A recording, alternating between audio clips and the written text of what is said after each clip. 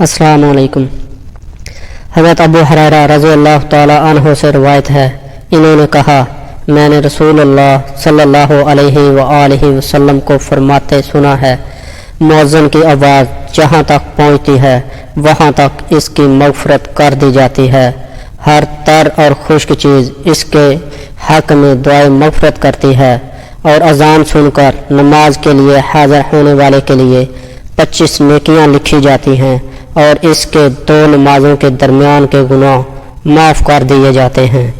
سنن ابن ماجہ حدیث نمبر 724۔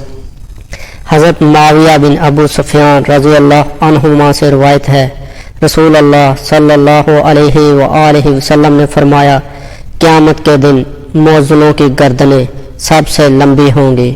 سنن ابن ماجہ حدیث نمبر 725۔